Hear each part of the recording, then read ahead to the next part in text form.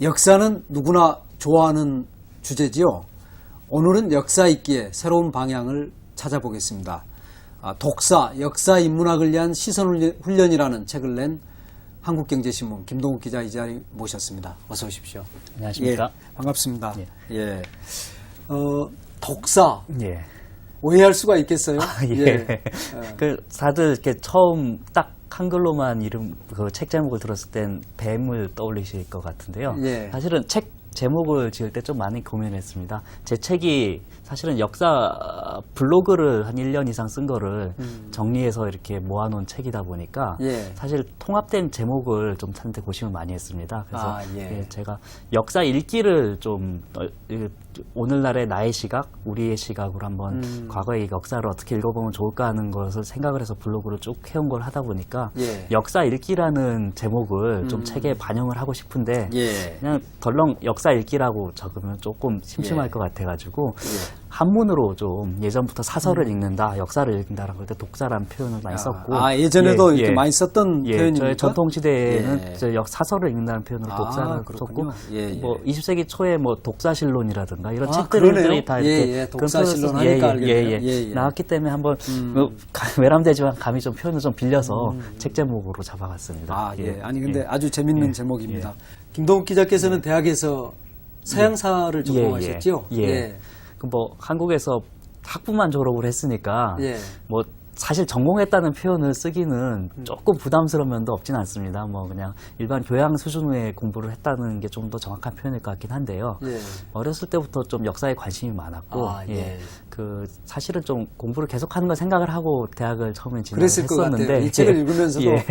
왜 교수가 안 되셨을까 이런 생각을 했거든요. 예. 뭐 그래서 이렇게 했는데 사실은 서양사라는 학문이 다른 나라의 역사를 배우는 거다 보니까 좀 객관적이고 나의 자신은 한번 좀 다른 거울을 통해서 이렇게 되돌아볼 수도 있고 해서 도움이 되는 면도 많긴 한데 한국 사람이 서양의 역사를 하는 거는 좀 아무래도 좀 근본적인 좀 한계가 조금 많이 느꼈기 때문에 뭐 그렇게 해서 공부를 좀 계속하는 거는 좀 살짝 뭐 잠깐 꿈을 접은 편이 좀 있고요.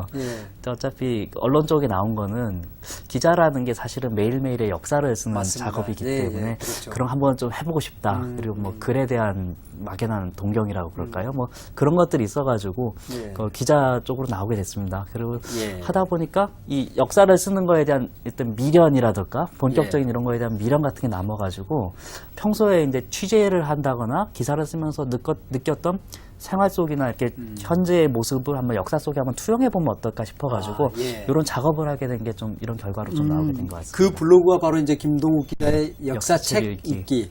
그렇죠. 그래서 이제 올렸던 글들이 이제 모아졌는데 그 저자의 머리말에 역사에 오랫동안 매혹되었다 이런 이야기를 했거든요. 그냥 좋아하는 거하고 매혹된 거의 차이가 어떤 걸까요?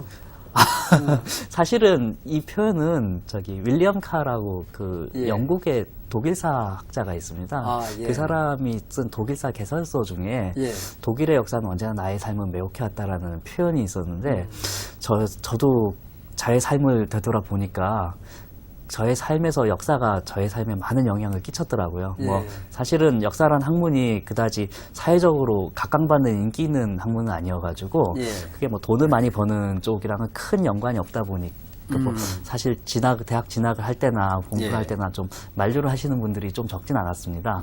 그렇지만은 그 역사를 공부를 하고 그 다음에 10여 년간 기자 생활을 하면서 한 번도 제가 역사 공부를 한 거에 대한 선택을 후회해 본 적은 없거든요.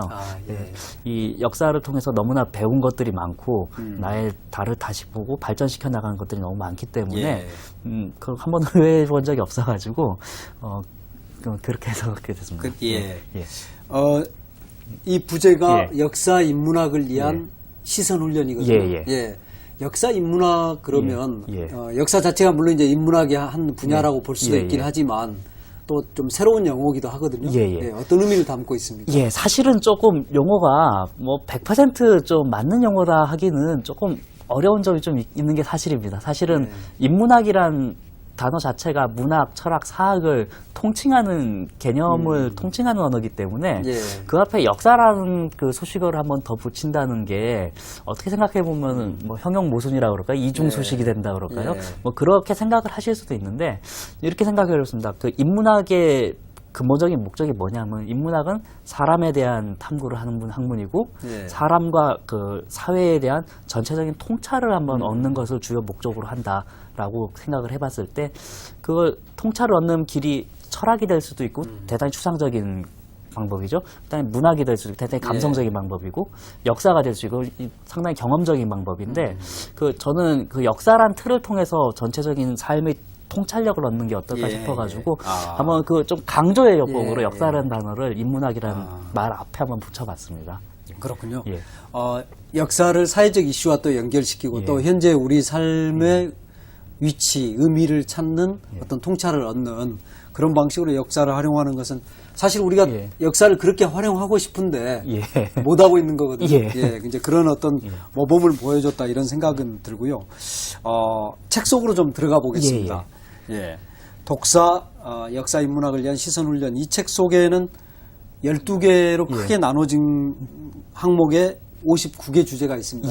사실 이제 그 역사적 사건이나 역사적 사실이 워낙 많기 때문에 그 중에서도 이제 고른 아주 재밌는 그 이야기들인데 이 책, 이게 되게 어떤 역사책을 기반으로 해서 이야기가 전개되는 것 같아요, 보니까.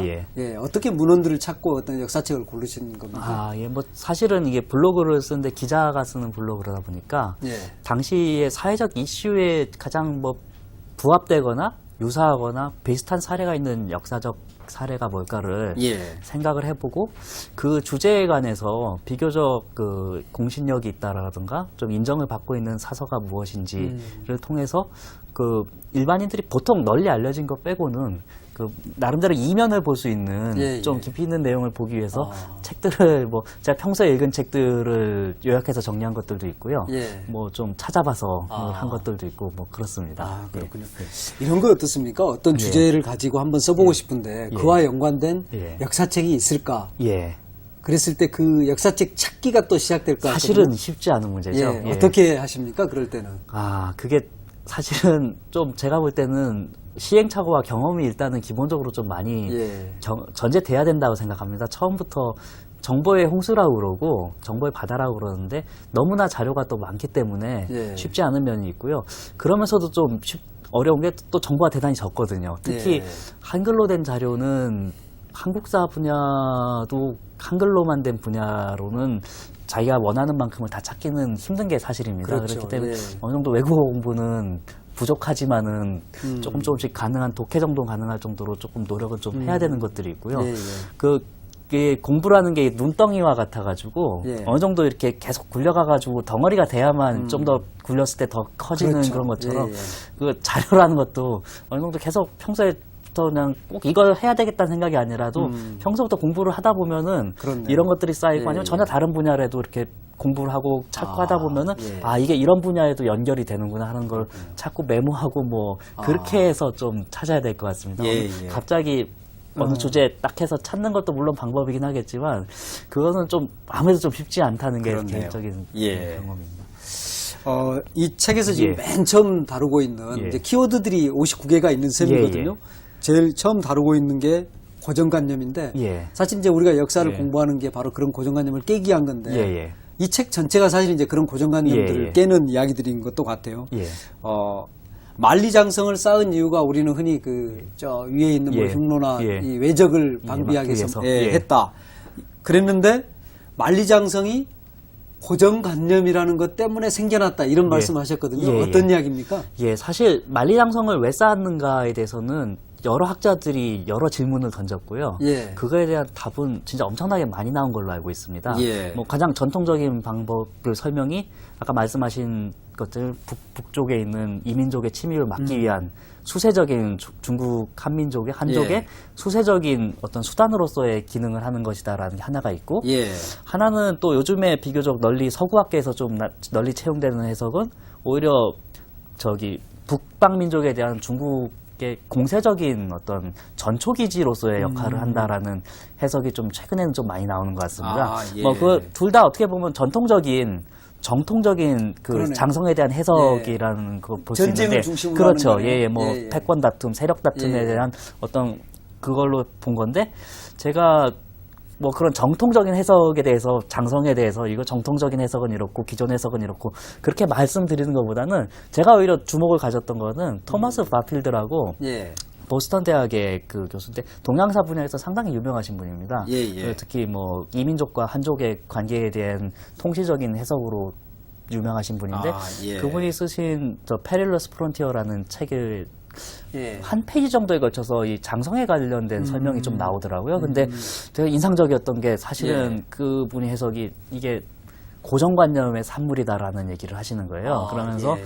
사실은 춘추 전국 시대부터 진나라는 나라가 조그맣던 시절, 도시국가, 성읍국가에서부터 발전을 해나가는데 그 시절에는 당연히 나라는 외부의 침입으로부터 방위를 하기 위해서 사면을 둘러싸는 성곽을 쌓아야 된다. 예, 뭐 그게 예. 나라가 커지면서도 그 과거의 사고방식은 변하지 않았기 때문에 예, 예. 계속 커졌는데 어느 순간에 중국 대륙을 통일을 해버린 거죠. 근데 그 땅덩이는 엄청나게 관할해야 되는 땅덩이는 엄청나게 커졌는 반면 사고방식은 그대로 있었기 때문에 예, 예. 사실은 전 대지를 막는 듯한 엄청난 대작업이지 않습니까? 그렇죠. 그거를 무마하려는 한 게 결국은 그 근본적인 사고방식에서는 나라는 나라 국자라는 한자가 예, 표현하듯이 예. 사면으로 둘러싸야 된다라는 내 기둥이가 다 막혀져 있는 곳이 나라다. 예, 그런 예. 고정관념이 엄청나게 큰 역할을 했다라고 예, 예.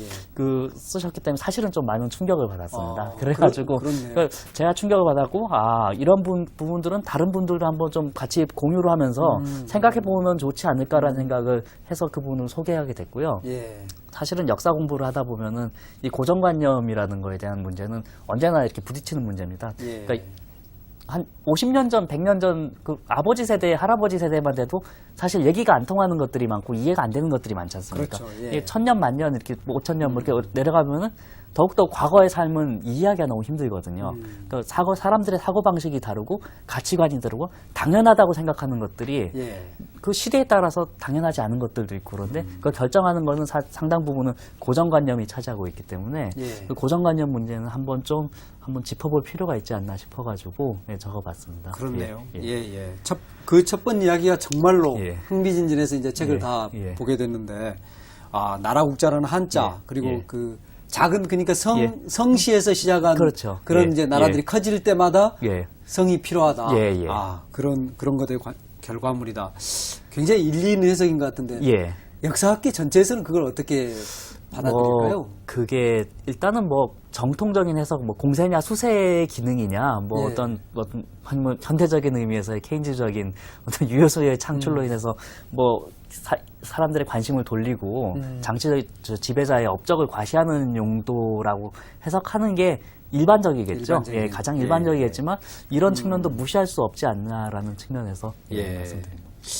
예. 이게 진짜 역사 인문학인 것 같아요. 우리 예. 살고 있는 예. 지금 현실에서 우리가 어떤 고정관념의 작은 옷 속에 예. 계속 그 예. 옷을 입고 있으려고 하는지 생각해 보게 하는 예. 그렇습니다. 우리가 흔히 이제 역사는 승자의 기록이다 이런 이야기를 많이 예, 하거든요. 그렇기 때문에 조작된 역사가 예. 또 우리의 지금 현재 상식인 경우도 있을 수가 예. 있는데 이 책에서 이제 그 다루고 있는 또 하나의 그 재밌는 부분이 분서갱유를 일으킨 사람이 예. 진시 황제가 아니라 예. 항우일 수도 있다. 예. 이런 이야기를 했거든요. 예. 예, 저희도 뭐 일종의 국민 상식 같은 거죠. 진시황의 폭정을 언급하는 게 분서갱유, 그러니까 유학자들을 파묻고 책들을 불살랐다라는 그렇죠. 예. 어떤 그 대표적인 진시황의 폭정을 상징하는 단어인데 그거를 이제 꼼꼼히 되돌아보는 작업을 하는 거죠. 근데 예. 이게 어떻게 보면 제가 인용을 한 건 스탠퍼드 대학의 중국사 교수로 최근에 마크 에드워드 루이스라는 교수가 예. 계신데 예. 그분 최근 미국 하버드 대학에서 중국사 시리즈를 총서를 내고 있습니다. 거의 지금 다 나오긴 했는데 그런가요? 예. 전통적으로 서양 사학계에서 중국사 연구의 어떤 기념비적인 대표작이라면 케임브리지 중국사를 꼽았는데요. 예. 조금 이제 연대가 좀 책이 됐죠. 조금 약간 오래된 측면이 있어서 새로운 시대의 중국 통사를 표방하는 책을 이제 하버드 대학 출판부로 해서 예. 이렇게 시리즈별로 이렇게 중국사 시리즈를 내게 되는데 예. 그 첫 권을 이제 스탠퍼드 대학의 에드워드 루이스 교수가 썼습니다. 근데 예. 그 제가 느끼는 거는 아무래도 서양 사람이 쓰다 보니까 동양적인 어떤 기존의 전통적인 고정관념에서 좀 자유로울 수 있다는 거죠. 동양 사람들은 당연히 진시황은 나쁜 놈이고 독재자고 그렇죠. 당연히 이제 파묻고 책을 불살랐다고 생각을 하는데 과연 그럴까에 대해서부터 근본적으로 따져 들어가는 겁니다. 그래서 루이스 교수가 보기에는 진나라 때나 한나라 때나 육아 정책의 근본적인 정책에서 크게 변한 건 없다. 뭐 법치를 강조를 둘 다 했죠. 나중에 이제 한나라가 들어선 이후에 진나라의 전임 정권이니까 그걸 이제 뭐 이렇게 폄하하기 위해서 저쪽은 덕치주의를 안 하고 포갑적인 뭐 법치를 했다라고 하지만 실제적으로 굴러간 내용들을 보면은 사실상 큰 차이는 없고 그렇네요. 뭐 그 내용들을 표방한 내용이나 이런 정책들이나 큰 차이는 없더라. 뭐 학술 정책에서도 보면은 큰 차이는 없었더라. 뭐 그 무엇이 차이가 있었을까를 이제 꼼꼼히 살펴보는 겁니다. 결국은 그러면 진시황 시절에 실제로 어떤 일이 일어나는가를 봤을 때 진시황 시절에는 도량령을 통일하고 각종 규격을 통일하고 표준화 작업들이 일어나지 않습니까? 그렇죠. 사실은 그게 서양에서는 프랑스 대혁명 때나 일어나는 2000년 이상 뭐 빠른 그런 작업들인데 사실은 진나라가 그런 표준화 작업들을 잘했기 때문에 국력을 키워가지고 중국을 통일할 수 있는 배경이 됐던 것도 하는데 통일 이후에도 그 작업들을 이제 대대적으로 실시하거든요. 그러면서도 이제 제국의 통일을 위해서 이제 사상과 사고의 어떤 일종의 통제라고 할까요? 통일이라든가 그런 작업들을 이제 같이 병행을 하게 되는 거죠. 그래서 일단 기본적인 오소독스한 정통파 사고가 무엇인가를 정립을 하는 작업을 하게 되고 그렇게 하기 위해서는 기존에 있던 책들을 좀 끌어모아서 이거는 정통, 요거는 받아들이고 요거는 좀 뭐 이렇게 뭐 불온해, 약간 이건 보지 마, 뭐 이거는 좀 뭐 분류하고 이런 식으로 나누는 작업들을 하고 했다는 거죠. 그거를 이제 제국 차원에서 전체적으로 통할해서 하게 됐고 전체적으로 그 제국 전역에 있는 책들을 수집을 해가지고 중앙 도서관에 모아놓고 일종 이런 작업을 하고 분류 작업을 하고 이제 통일자 사상의 통제 작업, 나쁘게 말하면 통제 작업이고 좋게 말하면 표준화 작업을 이제 시행하게 된 거죠. 이거 사실 어떻게 보면 중국사를 관통해서 그 수준이 역대로 있는 작업들이죠. 뭐 그건 뭐 별로 그거 특별하다고 의미 부여하기 힘들다. 근데 그런 작업을 했었는데 마침 진시황이 죽고 곧 다시 전란기가 일어나면서 항우에 의해서 아방궁이 불타면서 도서관이 불타버렸다.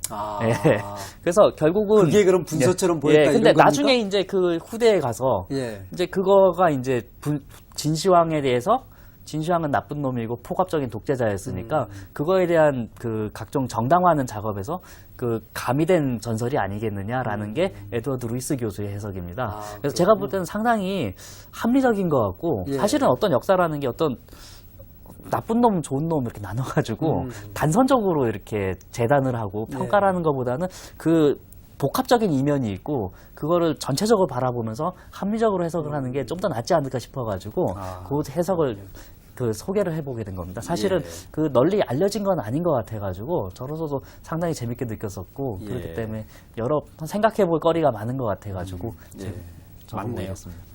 또 이제 그 우리의 상식에 도전하는 이야기인 것 같은데요. 무저감대가 이제 패배함으로써 스페인이 에스파냐가 당시에 영국에 대해서 이제 쇠망의 길로 가게 된다. 이게 이제 우리가 일반적으로 세계사 시간에 배웠던 거거든요. 그런데 무저감대 패배에 의해 오히려 스페인의 함대가 더 강해지고 또 한동안 스페인은 또 더 그 영국에 대해서 우위를 계속 지켰다. 이런 지금 이야기가 이 책 속에 있습니다. 그건 어떻게 된 건가요? 보통 교과서는 대단히 좀 단순하게 이해하기 쉽게 쓰기 때문에 어떤 기념비적인 사건들을 위주로 제시를 하고 거기에 좀 어떻게 보면 과도한 의미를 부여하는 경우들이 좀 많습니다. 그러니까 역사의 큰 전환기였다 이렇게 설명을 하고자 하는 욕구가 있는 거죠. 뭐 어떤 전쟁이라든가 어떤 그런 것들이 그걸 계기로 해서 하나는 망하고 하나는 흥했다 이렇게 쓰는 경우들이 좀 많이 있습니다. 근데 실제 역사는 물론 큰 틀로 보면은 한 나라가 흥하고 한 나라가 꺾이고 그 시기에 그러니까 분기점이 된 거는 맞긴 하지만은 과연 그 전쟁이나 어떤 그 시점이 과연 그런 역할을 하는 것인가에 대해서는 조금 얘기가 좀 다를 수 있다는 거죠. 전체적으로 살펴보면은 보통은 이제 영국이 이제 흥하고 에스파냐가 쇠하게 된 계기를 1588년에 그 무적 함대가 영국을 침공하다가 태풍을 만나가지고 이제 뭐 다 흩어지고 망하고 그걸 이제 큰 분기점으로 보통 개설서 같은 경우에서는 잡고 있습니다. 세계사 예. 교과서에서 아마 그렇게 잡고 있는 걸로 알고 있고요. 예. 근데 실제로 보면은 1588년에 에스파냐가 영국을 침공하다 실패한 이후에 예. 철저하게 왜 실패했냐에 대해서 공부를 좀 다시 하게 됩니다. 그래가지고 예. 그 함선의 성능은 이래서 문제고 예. 대포는 사정거리가 짧아서 이래서 문제였고 기본 전술이 에스파냐는 일본의 왜구처럼 예. 배가 붙어가지고 뭐 칼싸움을 하든 뭐 상대방 배로 넘어가든 예. 뭐 이렇게 해서 싸우는 걸 기본 전술을 채택하고 있었는데 영국은 먼 거리에서 대포를 쏘는 전술을 썼거든요. 예. 기본적인 전략은 그랬는데 그렇게 해보니까 막상 그런 것도 문제고 또 시기도 괜히 태풍 오는 시기에 가면은 예. 이래저래 문제고 태풍을 만나도 피할 때는 좀 찾아야 됐고 뭐 이런 것들을 전반적으로 고려를 하게 된다는 거죠. 그래가지고 사실은 대함대가 가서 패배했지만은 그걸로 에스파냐의 국력이 몽땅 고갈된 게 아니었다는 거죠. 당시까지는 예. 아메리카 대륙에서 엄청난 양의 금과 은을 비롯한 자원들을 그 블랙홀처럼 빨아들이던 국가였기 때문에 예. 부자 망해도 3년은 간다는 것처럼 예. 아직까지는 여력이 있었기 때문에 곧 제2의 그 무적 함대를 다시 건설하게 되고 그 다시 만든 함대들은 예전의 결점들을 보완을 했기 때문에 오히려 강해졌네요. 예, 그렇죠. 1592년 이런 시점에는 오히려 영국이 기존에 무적 함대 무찔렀으니까 당연히 이제 바다를 장악해야 된다 예, 생각하는데 사실은 보면은 영국이 이제 계속 쫓겨다니고 이게 에스파냐가 계속 잡아나가는 형국을 그 1590년대 중반 이후까지도 보이게 되거든요. 예. 결국은 근데 그 이후의 역사의 방향은 당연히 영국이 흥하고 에스파냐가 그 쇠락하게 되는데 그거의 원인을 전쟁의 결과로 봐서는 안 된다라는 거죠. 그렇군요. 근본적인 국가 예. 경쟁력, 국가의 경제 시스템, 예. 국가의 어떤 에너지를 결집하는 능력이 어떻게 차이가 있느냐에서 봐야 되는데 전쟁의 결과로 보는 거는 예. 오히려 뭔가 시각을 왜곡시킬 수 있다라는 것. 오히려 예. 작은 시점만으로 잘라서 봤을 때는 오히려 정반대의 결과가 나올 수도 있다는 것. 그러네요. 그런 측면을 좀 지적해보고 싶었습니다. 예. 당시에 해적 역할을 예. 하다가 나중에 예. 이제 그 예. 기조기로 예, 드레이크. 들었던 예. 드레이크. 예. 다른 데 읽어보면 이제 예. 그런 이야기가 나오거든요. 드레이크가 해적으로 해서 승승장구하다가 예, 예. 이제 그 좀 해적 생활도 실증이 나고 예. 또 이제 자꾸 들어와서 이제 예. 정치를 해라. 예, 예. 그래서 이제 내각에 들어가는 것처럼 이렇게 예. 설명이 되는데 예. 이 책에서는 좀 달라요. 그게. 예. 예. 오히려 스페인 함대 예. 많이 쫓기고 뭐 예. 그런 걸로 보통 몇 군데 책을 봤는데 예. 뭐 중간 드레이크에 대해서는 주로 영국 쪽 책은 아무래도 좀 미화를 좀 많이 하게 됩니다. 뭐 예. 세계 최초의 뭐 세계 일주를 한 인물이라느니 뭐 상당히 낭만적으로 포장되는 경우도 그렇죠. 있고 예. 뭐 조금 그렇긴 한데 왠지 그 사람한테는 좀 낭만성을 부여하는 경향이 있죠. 뭐 그런 경우도 있긴 한데 예. 꼭 그런 거는 아닌 것 같다라는 게 아. 많은 역사서들이 뭐 객관적으로 비춰주는 모습이 아닌가 싶습니다. 그러네요. 예. 예. 예. 또 하나 이제 그 재밌는 이야기 하나 또 그 찾아보겠습니다.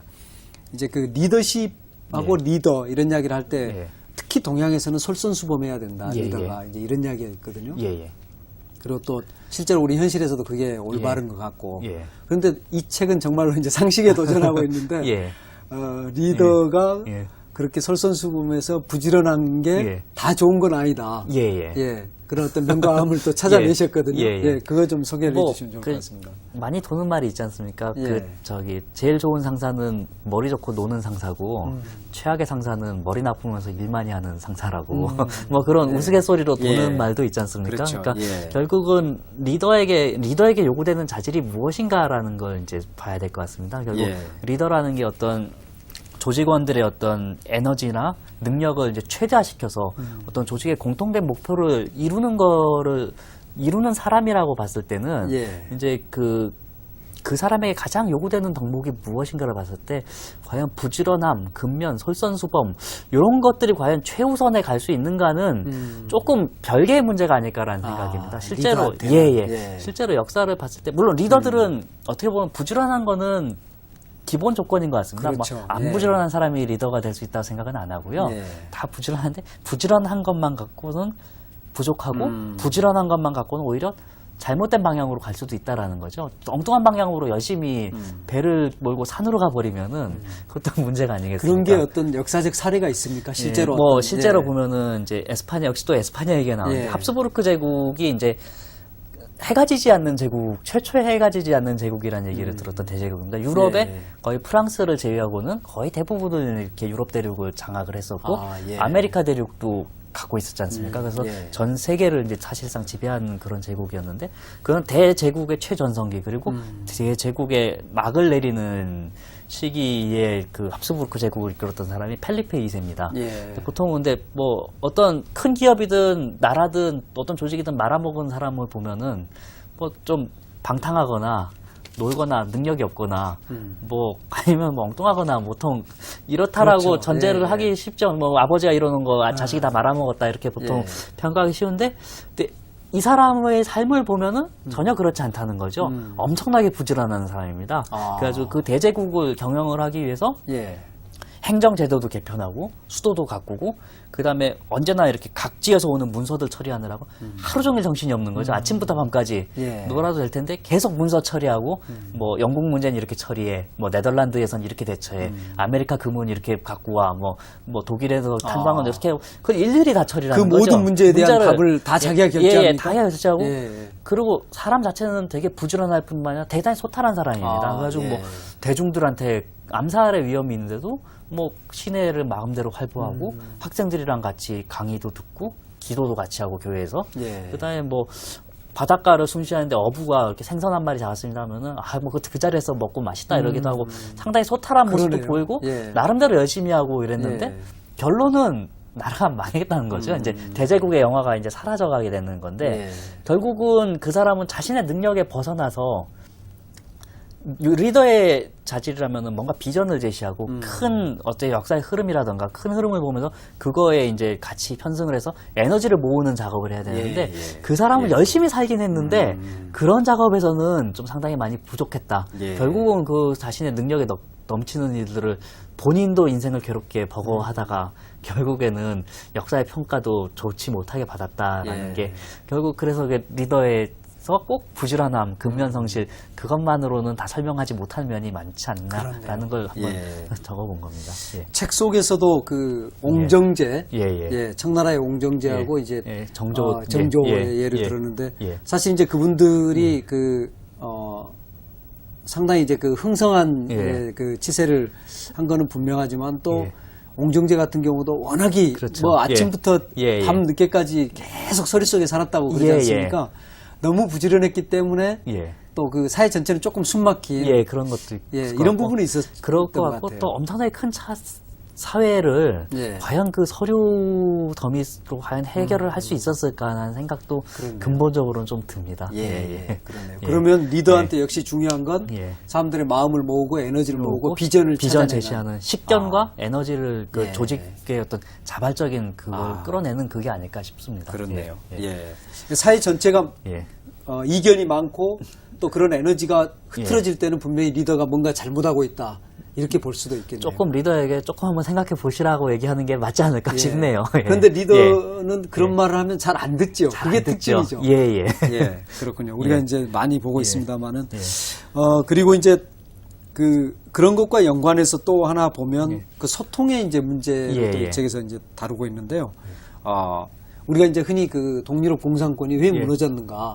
결국 자본주의와 경쟁하다 졌다. 이제 이런 게 이제 일반적인 그 최근의 해석인데 이 책은 또 조금 다릅니다. 뭐 사실은 크게 다르지는 않다고 볼 수 있습니다. 경쟁력이 물론 경쟁력이 약화된 이유가 무엇일까를 이제 봤다고 보면은 마찬가지인데요. 그 소통의 어떻게 보면은 지도자의 측면에서만 접근해 보자면은 어떤 초기의 성공이 가져왔던 실패라고 그럴까요? 뭐 그런 측면을 볼 수 있을 것 같습니다. 그 소련이라든가 동독의 말기 상황을 보면은 제론토크라시라고 그러는데요. 상당히 그 노인 정치라고 그러죠. 그러니까 나이 많은 사람들이 노정치가들이 계속해서 집권을 하게 되는 모습을 볼 수 있게 됩니다. 소련 같은 경우에 브레즈네프 이후에 뭐 체르넨코, 안드로포프 등등이 다 70, 80대 노인들이 계속 그렇게 잠깐 했다 또 죽고 또 죽고 그 넘겨받는 모습을 보이게 되지 않습니까? 고르바초프 등장 이전까지. 그렇고 그 동독 같은 경우에는 호네커의 장기 집권이 마지막까지 이어지죠. 근데 그 사람들의 면모를 보면은 이제 호네커 같은 경우에는 동독 출신으로는 반나치 공산주의 운동을 한 사람입니다. 그래서 그 일종의 물론 소련의 위성 국가로 이제 들어서긴 했지만 그 위성국가의 꼭두각시 중에서는 비교적 명분이 있었던 사람이라고 할 수 있는 거죠. 예. 내부에서 좀 자생적인 리더십을. 자생적 리더십을 가지고 명분이니까 반나치 투쟁도 했고 공산주의 운동도 했던 뭐 그런 인물이다 보니까 뭐 큰 틀은 소련의 위성국가겠지만 나름대로 뽑은 사람 중에는 나름대로 큰 소리 칠 수 있는 입장이었다는 거죠. 뭐 근데 그렇게 해서 초창기에는 그랬을지 모르지만 이 권력이란 게 계속해서 이제 잡다 보니까 이제 내가 옛날에 잘했는데 뭐 이런 생각하는 게 나는 무조건 옳다 뭐 이런 아직도 생기는 거고 이제 권력의 이제 그 단맛을 이제 잡다 보니까 이제 문제가 이제 계속해서 누적해 쌓이는 거죠. 근데 원래 사회주의 이념이라는 게 뭐 어떤 평등을 추구하는 거지만 실제 운영은 그거와는 전혀 상반된 모습으로 됐지 않습니까? 그래서 일종의 어떤 귀족 특권층 같은 소수 그룹이 이제 계속 동독 사회를 유지를 하고 장악을 하게 되는 모습이 나오게 돼서 그 국민들은 상당히 가난하게 사는데 특권층은 이제 볼복을 하더라고. 다들 당시 서방의 고급차인 볼보를 모는 사람들이 모는 도시락 특권층 거주구역은 볼복을 하더라고 해서 볼보도 몰고 수영장도 잘 대저택에서 띵까띵까 잘 먹고 잘 사는 거고 그 사람들이 계속해서 이제 그 동독 집권층을 구성을 하면서 나라를 좌지우지하게 되는 거죠. 그 중에서도 이제 가장 최상위층에는 호네커를 비롯한 일부 그 반나치 시절부터 했던 나이 드신 분들 아주 소수 그룹이 결국엔 국가 전체를 이제 운영을 하게 되는 핵심 멤버로 되게 되는데 그럼 그 사람들끼리만의 소통이 있는 그렇죠. 거죠? 끼리끼리만의 소통이죠. 뭐 나이도 다 뭐 역시 70, 80대 노인들이시고 뭐 경력도 사회적 배경 경력도 비슷하시고 지난 3, 40년간 나라를 계속 경영을 해오시다 보니 뭐 일반 사람들과의 괴리감도 여전히 많을 거고 그거에 대해서 지적을 해주는 사람도 없고 거기에 이제 편승해서 뭔가 이렇게 좀 어떻게 좀 살아보려는 사람들만 있는 거지. 이제 그 사람들의 내부 그룹이 국가 전체를 이제 좌우하게 되는데 그래서 키친 캐비닛이라고 영어로 표현이 되는데 그 주방 내각이라고 그러죠. 몇 명이서 그냥 주방에 둘러앉아서 밥 먹으면서 이제 하면서 나라가 결정되는 뭐 같이 이제 그 균터 미타크라든가 에리 밀케 뭐 이런 몇 명인 사람이 호네커와 함께 같이 이제 오늘 뭐 여우 사냥이나 나가보자 해서 사냥하다가 뭐 경제 정책 어디 공장 세우자라든가 뭐 이런 대충 뚝딱뚝딱 자세히 살펴보지도 않고 결정을 해버리는 거죠. 근데 동독이란 나라도 이제 국가다 보니까 정상적인 정책 결정 시스템이 있거든요. 뭐 정부도 있고 뭐 당조직도 있고 뭐 이렇게 행정 조직도 있고 한데 그거 다 무시하고 이제 소수의 이제 사람들만이 다른 실제 생활과 유리된 판단을 계속해서 하게 되는 것이 결국 그것들이 누적이 되면서 전체적인 경쟁력의 저하를 가져오고 그 한순간에 와야 되는 그런 원인이 됐다라고 학자들이 보기 때문에 근데 결국은 그렇게 악화되고 고립되고 그 자기들만의 세계에 갇히게 되는 그 과정에서는 결국 소통의 부재가 계속해서 반복되고 그것이 악순환이 거듭되다 보니까 결국은 그런 한순간에 망해버리는 그런 결과로 나타나지 않았나 싶습니다. 그러네요. 어떤 특정한 조직이나 그룹이 특권층이 될 때 항상 어느 사회나 그런 그 위기가 오고 부패가 오는 그런 것 같습니다. 그 좀 비슷한 이야기도 한데 여기서 이제 조기 교육과 관련된 재밌는 글을 쓰셔서 그거 좀 꼭 같이 이야기 나누고 싶은데요. 저는 프랑스의 사상가 몽테뉴가 조기 교육을 받았다는 것은 여기서 처음 알았습니다. 그것 때문에 오히려 이제 평생을 고생하면서 살았다 이렇게 나오는데, 그거 좀 소개해 주시죠. 그 몽테뉴는 이제 프랑스의 한 지방 출신인데요. 아버지 귀족이었습니다. 그래서 상당히 좀 부유한 귀족인데. 아버지는 그렇게 아주 똑똑하신 분은 아니었던 것 같습니다. 근데 돈은 좀 있고, 근데 자식은 좀 인류로 키우고 싶으셨던 거죠. 그래가지고 당시 이제 프랑스 시골 마을에서 당시 유럽 사회에서의 교양의 상징은 라틴어였죠. 로마 시대. 근데 라틴어라는 게 당연히 로마 시대에 쓰던 말인데 중세 이후에는 사어가 됐죠. 뭐 생활 속에서는 안 쓰는 말이죠. 지금도 라틴어를 교황청에 쓰긴 하는데 뭐 표현할 수 있는 말이 한정돼 있는 거죠. 뭐 TV 같은 단어도 당연히 없고 뭐 당시에도 마찬가지였습니다. 이제 그 라틴어라는 게 쓸 수 있는 표현이 이제 한정돼 있는데 할 수 있는 사람도 몇 명 없고요. 교회나 가면은 뭐 아주 좀 저급한 수준의 시골 동네다 보니까 성직자들이라 하더라도 뭐 제대로 구사하시는 분은 별로 없는 거죠. 근데 자기 자식은 귀한 자식을 낳았으니까 인류로 교육을 시키고 싶었던 겁니다. 그래서 당대 최고의 라틴어 선생님들을 불러가지고 교육을 시킵니다. 어렸을 때부터. 강압식 주입교육이죠. 그러니까 아예 모국어인 불어를 쓰지 못하게 하고 라틴어를 모국어로 가리키는 겁니다. 그래서 어렸을 때부터 이제 최고의 선생님들 밑에서 라틴어를 배워서 다른 언어는 듣지도 못하고 이제 라틴어만 듣고 사니까 이제 라틴어로 이제 모국어로 이제서 구사를 하고 사는데 집안에 라틴어로 대화할 수 있는 사람이 몇 명 없습니다. 선생님이랑 그러겠어요. 뭐 보조 선생님인데 보조 선생님도 실력이 좀 떨어지고 하인들이 라틴어를 잘 모르죠. 아주 쉬운 거는 걔네들도 외우라 해서 물 가져와, 뭐 밥 줘, 뭐 이런 거는 뭐 신발, 뭐 이런 거는 하긴 하는데 더 이상의 대화는 불가능한 거죠. 그게 몇 살 때입니까, 몽테뉴가? 아주 우리로 치면은 뭐 한 대여섯 살 정도 태어나서부터 그러니까 그럼 집안에서도 다 몽테뉴 듣는 데서는 그렇죠. 아버지는 무조건 얘 듣는 상황에서 라틴어만 해야 하는데 아버지도 수준이 뭐 영 시원찮고 뭐 그냥 선생님이랑만 하루 종일 얘기할 수도 없고 뭐 그런 상황인데 아무튼 교육은 잘 시켰습니다. 그래서 최고의 선생님의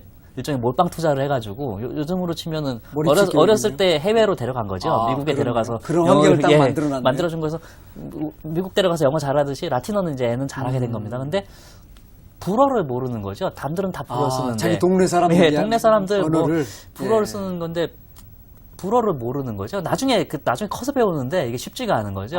뭐 이렇게 떠듬떠듬 말하게 되는데 이제 가정교육이 끝난 다음에 이제 일종의 학교 교육 같은 거를, 그러니까 기숙사 학교 같은데 이제 보내게 됩니다. 근데 거기도 나름 괜찮은 학교인데, 거기서도 이제 라틴어를 당연히 가르치긴 하는데, 이 모국어로 쓰는 네이티브 스피커가 보기에는 이게 수준이 이게 너무 이렇게 우스운 거죠. 그러니까 그 옆에 친구들, 형들은 사실 그것도 뭐 버벅거리면서 어거지로 배우고 있는데 참 한심한 거를 뭐 이렇게 문법 배우고 뭐 동사 변화는 어떻게 하라 뭐 이런 거 하고 있으니 얘는 이게 너무나 한심하고 이 흥미가 안 생기는 거죠. 그래서 잘하지만 가도 그건 뭐 적응을 못 하고 또 주변에 친구들이나 뭐 형이나 동생들은 뭐 저런 이상한 애가 있냐 해서 일종의 왕따를 시키게 되는 거죠. 그렇겠네요. 그러니까 결국은 몽테뉴의 인생은 평생을 거의 사실상 외톨이로 이렇게 살게 되는 거죠. 정말로 같이 말할 사람이 없네요. 말할 사람이 없는 거죠. 프랑스어는 나이 들어서도 그러면 배우긴 해서 뭐 더좀 하긴 하지만 이게 뭐 어느 정도는 하겠지만 그렇게 완벽하게는 안 되고 라틴어만큼은 안 된 거고 그 어린 시절의 성장 과정이 완전히 이제 외톨이로 그렇게 된 거죠. 그래서 근데 어떻게 보면은 아버지가 그렇게 엘리트 교육을 시켰기 때문에 최고의 교육을 받았기 때문에 그런 대사상가로서의 어떤 기본 자질을 갖출 수 있었고 그걸 바탕으로 해서 이제 에세이라든가 이런 여러 책들도 쓰고 저술도 쓰고 하는 기반은 됐는데 그 에세이라는 책에서도 이렇게 유심히 보면은 상당히 이게 그 어린 시절의 그 외로움에 대한 강박관념 이런 것들이 느낄 수 있다고 그럽니다. 근데 그러니까 개인의 삶으로 보면은 엄청나게 이게 과연 그게 행복한 삶일까? 뭐 지금 어린 시절에 미국 보내가지고 혼자 뭐 외국 보내가지고 영어를 잘하고 뭐 좋은 학교 가가지고 뭐 어느 정도 사회적인 성공을 할 수도 있겠지만 그 개인의 삶이 그게 과연 행복한 것일까를 생각해 보면 조금 다를 수도 있지 않은가? 그렇네요. 그런 차원에서 한번 한 인간의 어떤 정신적, 정서적 행복이라는 관점에서 본다면. 과연 주변과 소통할 수 없을 때는 그래서 아버지의 교육이 과연 그게 성공한 교육일까를 동동이 보면은 과연 성공했다라고 자신 있게 말할 수 있을지. 그럼 거꾸로 이렇게 생각해 보면 어떨까요? 몽테뉴가 그런 라틴어 교육을 받지 않고 프랑스어 교육을 받고 라틴어를 조금 배우는 보통 아이로 자랐다면, 즉 조기 교육이 없었다면 대사상가 몽테뉴가 탄생할 수 있었을까요? 어떻게 보십니까? 좀 힘들지 않았을까 싶기도 합니다. 그러면 그 라틴 문헌들을 읽고 또 그렇죠. 최고의 고급 교육을 받았기 때문에 받은 것이 그 바탕이 됐다라는 건 분명한 사실인 것 같습니다. 근데 그런가요? 그것이 개인의 삶의 차원에서 봤을 때는 좀 아니지 않은가? 그렇네요. 그러면 우리 아이들은 어떻게 가르쳐야 될까요? 저도 사실은 정답이 없어가지고 참 고민스럽습니다. 아직 자식이 어려가지고 뭐 지금이야 뭐 전인교육 좋은 게 좋다라고 하지만 막상 저도 그 교육 전쟁 속에 몰리게 되면은 그렇게 자신할 수 있을지 별로 큰 자신이 들진 않아가지고요. 그래서 한번 저 자신을 한번 되돌아보는 차원에서 한번 적어본 그림입니다. 정말 우리가 이것도 지금 역사 속에서 배운 건데 그 역사가 다 모든 것에 답을 주는 건 아니네요. 생각에 꺼리는 그렇죠. 주지만. 생각에 답은 본인이 찾아가는 게 아닐까 싶습니다. 그거는 어차피 정답이란 게 과연 저는 있을까 싶거든요. 이 길이 뭔 하나 얻으면 하나는 가지 않은 길에 대한 그 아쉬움이라든가 잃는 게 있다 보니까. 그렇네요. 역사를 통해서 우리 삶을 이렇게 풍부하게 다양한 시각에서 볼 수 있을까 싶을 정도로 이 독사, 이 책이 참 재밌는 책인데요. 맨 마지막 에피소드 하나만 더 좀 보겠습니다. 이것 좀 놓치고 싶지 않습니다. 우리가 흔히 어떤 사람의 이미지가 역사 속에서 만들어지면 정말로 그 바꾸기 어렵다 그런 생각을 많이 하거든요.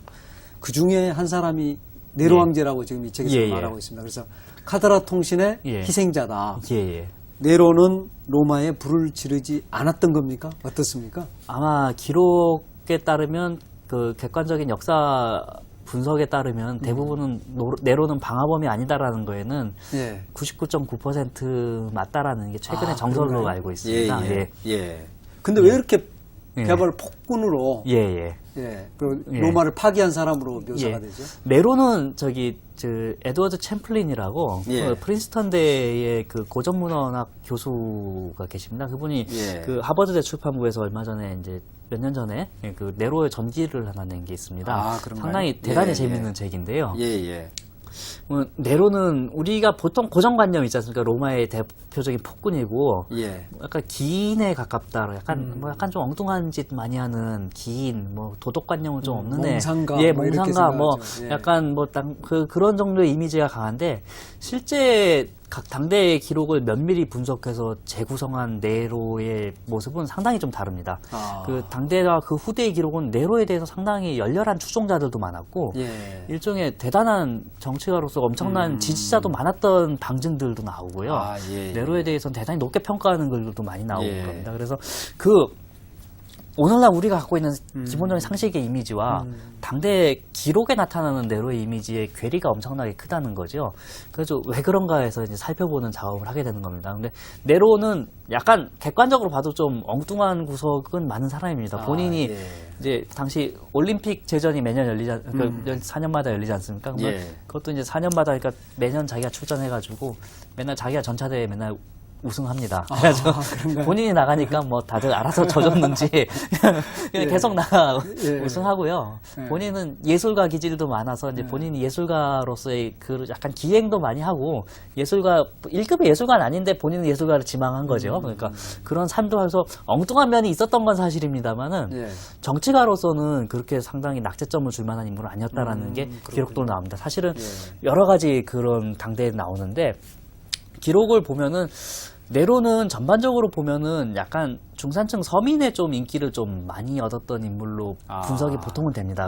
어떤 상대적으로 그렇긴 한데 로마의 대화제가 발생을 하는데 네로가 행한 걸 보면은 엄청나게 효율적으로 대화제에 대처를 하는 거죠. 엄청난 자신의 모든 걸 버리고 딴 데 떠나 있었는데 금방 돌아와가지고 아주 9.11 사태 때 줄리아니 시장이 진두 지휘하듯이 그걸 아주 효율적으로 아주 원활하게 그 대화제 후속 작업을 하거든요.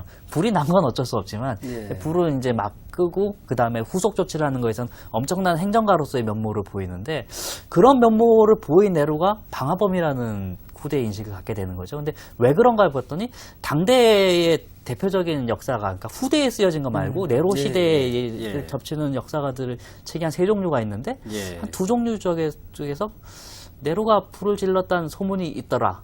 이렇게 언급을 살짝 하고 지나갑니다. 근데 그 책들은 좀 반네로파로 분류되는 학자들의 그 당대 사가들의 서술이죠. 근데 걔들도 네로가 질렀다라고 단정을 하는 건 아니고 그런 말이 있더라라고 지나가듯이 이제 언급을 하는 거죠. 당시에도 카드라로 해서 약간 음해한 면이 있는 거네요. 결국은 근데 종합적으로 분석을 해보면은 네로는 일종의 정치 권력 투쟁에서 반대파에게 밀렸고 밀리고 난 다음에 결국은 각종 안 좋은 이미지들이 네로에게 이제 더 씌워지게 되는 거고 당대에는 그걸 인정하지 않는 모습들도 여러 개 보이지만 시대가 쌓이고 세월이 흐르면서 그런 이미지들이 좀 더 강화되고 해석돼서 오히려 월 모습이 사라지고 그런 이미지와 허상이 좀 더 강하게 착색된 게 아닌가라는 게 챔플린 교수의 해석이어서 나름 여러 가지 시사점이 있는 것 같다는 그렇군요. 생각이 들었습니다. 예. 역시 역사가 예. 권력자 또는 끝까지 예. 힘을 가지게 된 예. 승자의 기록에 예. 가까웠구나라는 생각은 드네요. 사실은 그거 조금 승자의 기록이다라고만 하면은 좀 예. 위험한 면은 좀 있습니다. 예.